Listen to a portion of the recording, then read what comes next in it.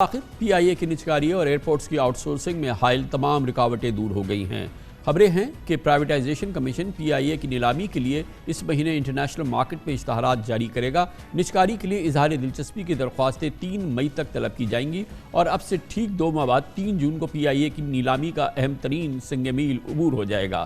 اطلاعات کے مطابق پی ایس او سمیت وہ تمام کمپنیز جن کی پی آئی اے مقروض ہے انہوں نے 3 جون کو پی آئی اے کی بڈنگ پر رضامندی ظاہر کر دی ہے۔ کہا جاتا ہے کہ آئی ایم ایف کے ساتھ نئے بیل آؤٹ پروگرام کی اولین شرط خسارے میں چلنے والی کارپوریشنز کی نجکاری ہے جن میں پی آئی اے سر فہرست ہے۔ اس لیے لگتا ہے کہ پی آئی اے کی فروخت کا عمل آئی ایم ایف سے نئے اسٹاف لیول ایگریمنٹ سے پہلے مکمل بھی ہو جائے گا۔ وزیر خزانہ محمد اورنگزیب کی پچھلے ہفتے میڈیا سے گفتگو میں بھی یہ تاثر سامنے آیا تھا کہ آئی ایم ایف نے اس مالی سال کے اختتام یعنی جون تک پی آئی اے کی نجکاری کی ایک شرط عائد رکھی ہے۔ اس پورے انیشیٹو کے پیچھے اس کی umbrella S I F C کی موجود ہے اور ایس آئی ایف سی کے چھتری تلے نگران حکومت کے زمانے میں ہی پی آئی اے کی نجکاری کے تمام قانونی اور مالیاتی انتظامات مکمل ہو گئے تھے۔ نگراں وفاقی کابینہ نے پی آئی اے ہولڈنگ کمپنی کی تشکیل سے ایک فارمولا ترتیب دیا تھا اور پچھلے ہفتے ایئر لائن کے بورڈ آف ڈائریکٹرز نے نجکاری کے لیے اسکیم آف ارینجمنٹ کی منظوری بھی دے دی تھی، جس کے تحت پی آئی اے کے قرضوں اور واجبات کی ادائیگی کے لیے کمرشل بینکس کے ساتھ دستخط بھی ہو گئے تھے۔ پی آئی اے پر 603 ارب روپے کے واجبات اور 25 ارب روپے مالیت کے اثاثے ہیں۔ پی آئی اے ہولڈنگ کمپنی کو اب یہ منتقل کر دیے گئے ہیں۔ پاکستان پی آئی اے کے 49% شیئرز اپنے پاس رکھے گا اور ایئر لائن کا کنٹرول 51% شیئرز خریدنے والی پارٹی کے حوالے کر دیا جائے گا۔ پی آئی اے کی خریداری کے لیے جرمنی، فرانس، ترکی، ملیشیا، ہالینڈ، قطر اور متحدہ عرب امارات کے سرمایہ کار دلچسپی لے رہے ہیں، لیکن اس کی تصدیق ہم انڈیپینڈنٹلی نہیں کر سکتے۔ بین الاقوامی سرمایہ کار گروپس پاکستانی انویسٹر سے رابطے میں ہیں، تاہم پی آئی اے کے 51% شیئرز خریدنے میں ایمریٹس یا قطر ایئر ویز کی کامیابی کے بھی امکانات ہیں۔ اس پورے موضوع پر بات کرتے ہیں پاکستان کے نامور صحافی، معاشی امور، کاروباری امور جناب شہباز رانا ہمارے ساتھ موجود ہیں۔ بہت بہت شکریہ شہباز رانا صاحب۔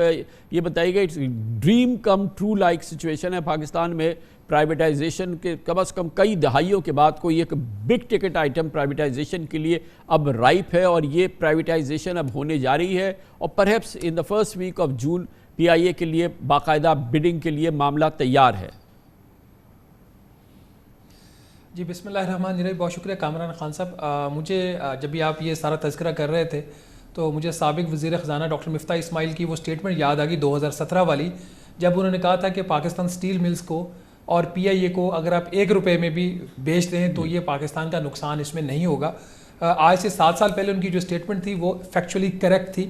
آج ہم جہاں پہ کھڑے ہوئے ہیں، اس سال کا جو ایسٹیمیٹڈ لاس تھا پی آئی اے کا وہ 153 ارب روپے کا تھا، اور اس میں اگر یہ ڈیٹ ریسٹرکچرنگ نہیں کرتے تو یہ سارے کا سارا جو ہے وہ پی آئی اے کی بیلنس شیٹ کے اوپر جانا تھا۔ آپ نے صحیح کہا، جس پیس کے اوپر یہ اس کی ٹرانزیکشن چل رہی ہے تو امید تو ہے کہ انشاءاللہ یہ جو ٹرانزیکشن ہے، جو ان کا ٹارگٹ ہے وہ جون کے اینڈ تک یہ اپنا جو جتنا بھی پروسیس ہے وہ مکمل کرنا چاہ رہے ہیں، یہ ہو جائے گا۔ اس میں ابھی بھی کچھ ifs اینڈ بٹس آ سکتے ہیں، وہ ایک نارمل پروسیس ہوتا ہے وہ جب اس طرح کی بڑی ٹرانزیکشنز ہوتی ہیں، کیونکہ اس وقت مجھے ایک جو ایشو نظر آ رہا ہے وہ پرائیویٹائزیشن کمیشن کی جو کیپیسٹی ہے to handle that big transaction, وہ اس میں مجھے بھی کمی نظر آ رہی ہے۔ میں نے آپ کے کسی پروگرام میں ماضی میں بھی اس کا ذکر کیا تھا کہ ہیومن ریسورس کے اوپر کام کرنے کی بہت زیادہ ضرورت ہے۔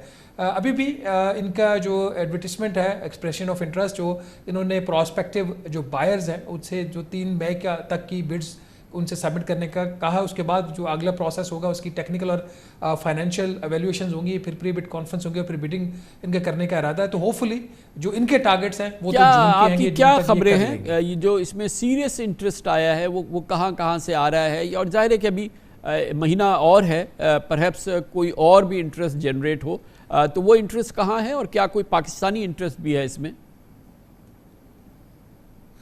دیکھیے، اس پہ حتمی طور پر کوئی بات کرنا مشکل ہے۔ اگر تو گلف سے کوئی انٹرسٹ ہوتا تو یہ جو پرائیویٹائزیشن آرڈیننس کے تحت حکومت ایک نیلامی کے ذریعے اس کو بیچنا چاہ رہی ہے تو پھر شاید یہ والا راستہ حکومت نہ لیتی، پھر گورنمنٹ ٹو گورنمنٹ کا جو ٹرانزیکشن ایکٹ ہے اس کا راستہ لیا جاتا۔ تو یہ آپ یہ کمپیٹیٹیو پروسیس میں جانا چاہ رہے ہیں، اس کا مطلب یہ اوپن ٹو آل ہے۔ اگر ان کے پاس کوئی اسپیسیفک کسی اعلیٰ حکومتی ذریعے سے ان کے پاس کوئی آفر ہوتی تو یہ والا روٹ نہ ہوتا کامران خان صاحب۔ ڈومیسٹک اس کے اندر بھی انٹرسٹ ہے، اس میں کوئی شک والی بات نہیں، لیکن حتمی اس کے اوپر کہنا کچھ مشکل ہے۔ لیکن ایک بات تو ہے نا کہ گورنمنٹ ٹو گورنمنٹ میں پھر بھی جو ہے وہ سوالات اٹھتے ہیں، ڈاؤٹس ہوتے ہیں، بہرحال ایک ٹرانسپیرنٹ اتنا بگ ٹکٹ آئٹم ہے، اس کو کرنے کے لیے بیسٹ طریقہ تو یہ ہے کہ اوپن بڈنگ کے ذریعے ہو، اور کلوز ڈور G2G بھی اگر ہو تو وہ مناسب بات نہیں. اس لحاظ سے ہمیں کریڈٹ تو دینا چاہیے کہ اس کو پھر بھی اوپن رکھا گیا. اس کا یہ مطلب نہیں ہے کہ مثال کے طور پہ جیسے آپ نے کہا گلف کنٹریز کا انٹرسٹ نہیں ہے، وہ بڈنگ میں نہیں آئیں گے. آئی تھنک سو کہ ایسی شاید بات نہ ہو. نہیں کامران خان صاحب، میں یہ نہیں کہہ رہا کہ ان کا بالکل انٹرسٹ نہیں ہے. میں یہ کہہ رہا ہوں کہ اگر سیریس آفر ہوتی گلف کے ٹاپ لیول سے تو شاید ہم گورنمنٹ ٹو گورنمنٹ ٹرانزیکشن میں چلے جاتے. میں یہ بات اس لیے کہہ رہا ہوں کہ کیئر ٹیکر گورنمنٹ نے اسپیشل رولز کیبنٹ سے اپروو کروائے تھے. ان رولز کے تحت جو اینٹی آپ نے اس کی پرائیویٹائزیشن کا پروسیس جو ہے وہ بولی کے ذریعے نیلامی کے ذریعے کرنا ہو تو کسی سٹیج پہ اس کو آپ ٹاس اوور کر دیں گے G2G قانون کے تحت. تو وہ آپشن انہوں نے ایک اوپن رکھی تھی.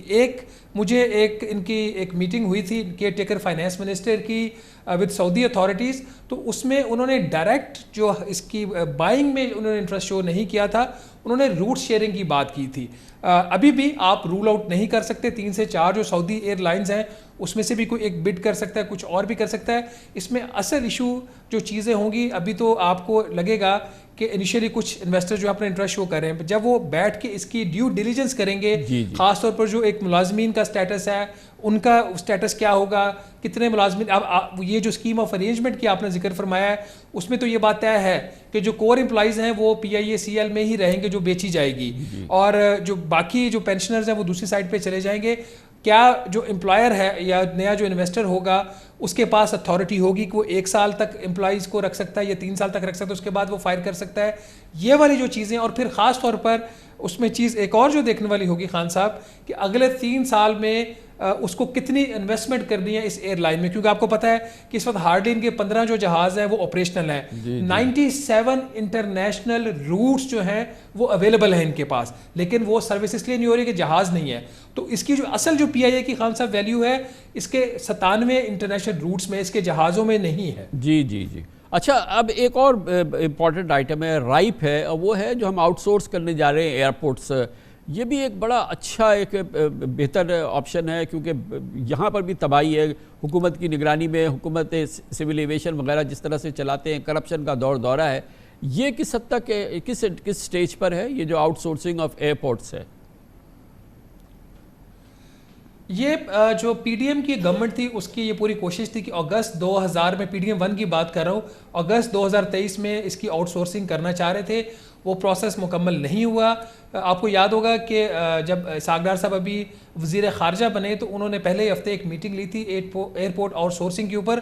تو اس میں جو بڈس کی ڈیٹ تھی اس میں 2 ماہ کی انہوں نے توسیع کر دی تھی کہ مزید 2 ماہ تک اس میں توسیع کر دی جائے. ان کا یہ خیال تھا نئی گورنمنٹ بنی ہے تو فورن جو انویسٹرز ہیں اس میں اور زیادہ انٹرسٹ شو کریں گے. اس کے بعد پرائم منسٹر شہباز شریف صاحب نے وہ جو کمیٹی تھی ایئرپورٹ آؤٹ سورسنگ کی اسٹیئرنگ کمیٹی یا کیبنٹ کی کمیٹی، اس کی بھی انہوں نے تشکیل نو کر دی تھی، اور اس کی جو سربراہی تھی وہ ڈار صاحب سے واپس لے کے اب خواجہ آصف صاحب کو دے دی گئی. تو وہ اس پروسیس کو دیکھ رہے ہیں، لیکن وہ پروسیس بھی سائملٹینیسلی چل رہا ہے، بٹ اس میں اب 2 ماہ کی جو توسیع ہے وہ جو کمیٹی تھی اس نے دے دی ہے اس کی بڈنگ کے لیے. بہت شکریہ شہباز رانا ہمارے ساتھ موجود تھے. اس کے ساتھ ہی ہمارے آج کے پروگرام کا اختتام ہوتا ہے. کل آپ سے پھر ملاقات ہوگی انشاءاللہ. کل تک کے لیے کامران خان کو اجازت. اللہ حافظ. اللہ سے.